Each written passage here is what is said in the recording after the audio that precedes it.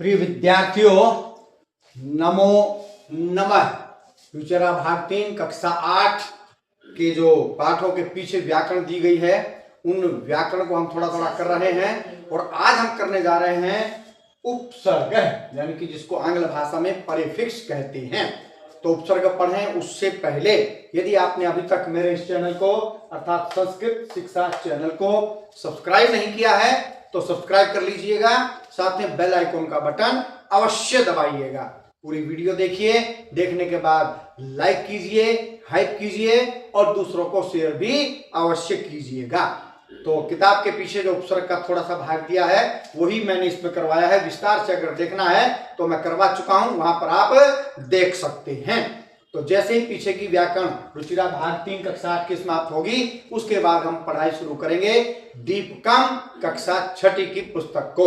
तो बने रहिएगा आप संस्कृत शिक्षा चैनल के साथ। तो चलिए चलते हैं उपसर्ग की ओर।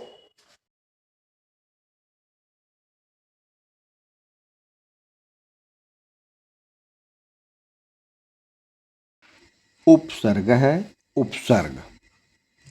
तो चलिए परिभाषा देखते हैं। परिभाषा लिखी हुई है, धातु पूर्वम, धातु से पहले, पूर्व पहले।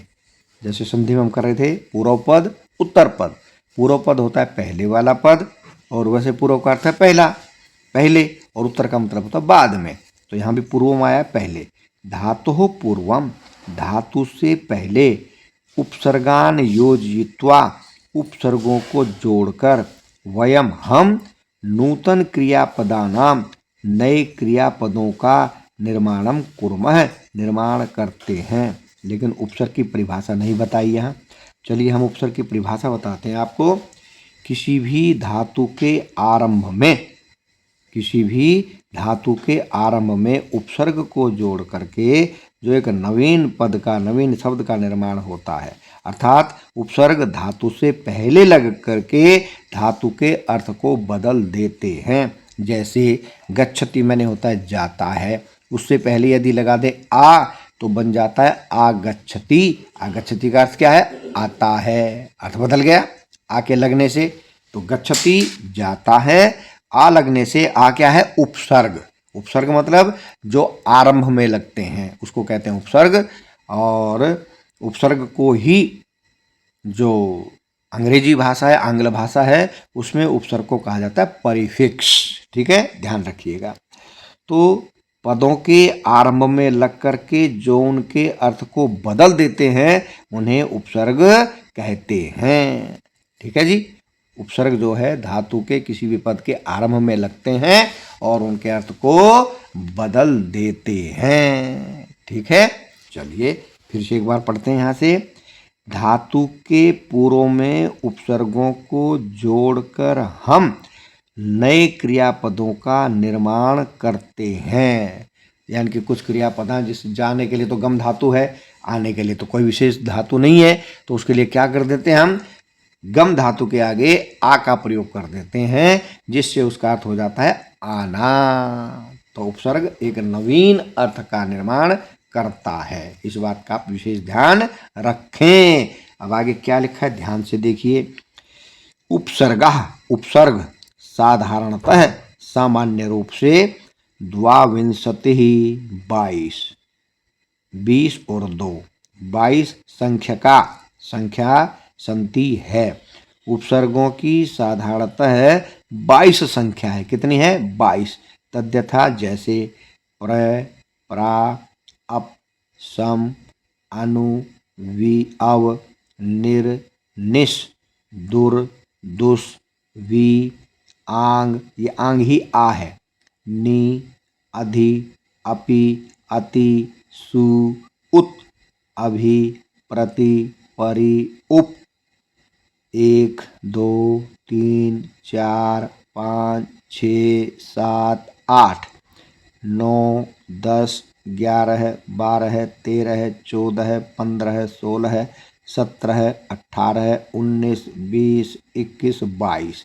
ये 22 उपसर्ग संस्कृत में माने जाते हैं। आपको ऐसा नहीं कि सारे याद करने, जी नहीं, आपको उपसर्ग की परिभाषा मात्र आनी चाहिए। क्या है उपसर्ग की परिभाषा? किसी भी धातु के आगे लग करके जो धातु के अर्थ को बदल देता है उसे उपसर्ग कहते हैं। आपको केवल इतना ही याद करना है। उसके बाद कोई उदाहरण आपको आना चाहिए। जैसे मैंने आपको बताया, गच्छति जाता है, और फिर हम लिखेंगे आ प्लस गच्छति बराबर आगच्छति, उसका अर्थ लिख देंगे आता है। उपसर्ग योगेन, उपसर्ग के योग से, उपसर्ग के प्रयोग से धातु अर्थ है, धातु का अर्थ क्वचित परिवर्तते, कहीं एकदम से बदल जाता है, अतः कथ्यते, इसलिए कहते हैं। क्या कहते हैं? यानी कि उपसर्ग के प्रयोग से धातु का अर्थ बदल जाता है, इसीलिए कहते हैं। क्या कहते हैं? उपसर्गेण धात्वर्थो, धातु प्लस अर्थो है, धात्वर्थ संधि हो गई, यहाँ यण संधि हमने करवाई है।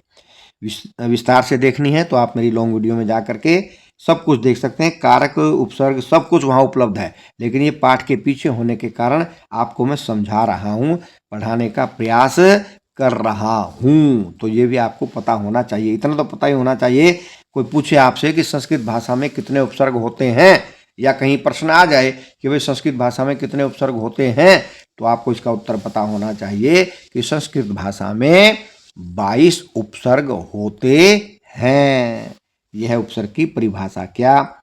उपसर्गेण धात्वर्थो बलाद अन्यत्र नीयते, बलात प्लस अन्यत्र, तय को दय हो गया, बलाद अन्यत्र नीयते, विहार हार संघार प्रहार परिहारवत।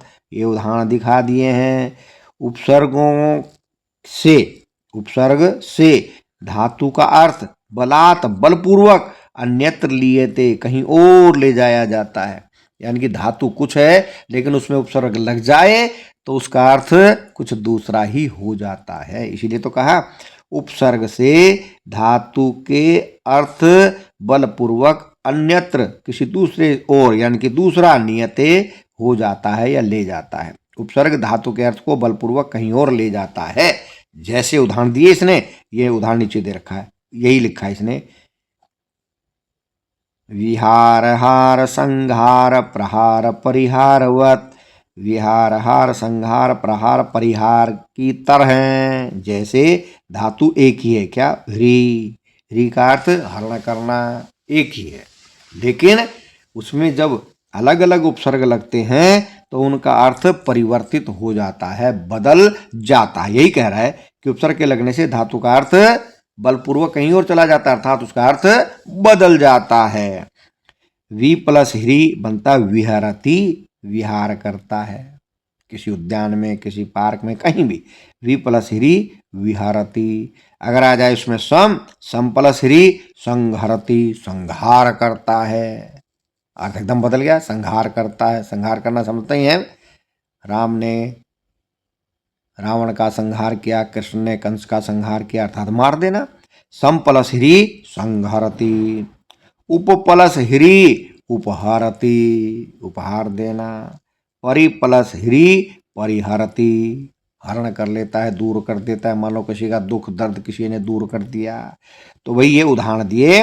जैसे वी प्लस ह्री, धातु एक ही है लेकिन उपसर्ग अलग अलग लगने से अर्थ भी इनका बदल गया है। यही उपसर्ग की खूबसूरती है, उपसर्ग की विशेषता है कि वो धातु के अर्थ को, जिस धातु के आगे लगता है उसके अर्थ को एकदम बदल देता है। जैसे वी प्लस ह्री विहारती, सम प्लस ह्री संघरती, उप प्लस ह्री उपहारती, परि प्लस ह्री परिहरती। तो उपसर्ग की परिभाषा आपको पता होनी चाहिए। किसी भी धातु के आगे लग करके जो उसके अर्थ को बदल दे उसे उपसर्ग कहते हैं। जैसे वी प्लस ह्री विहरती, सम प्लस ह्री संघरती, उप जमा ह्री उपहारती, परि प्लस ह्री परिहरती। तो आज के लिए इतना ही। जयतु सुर भारती।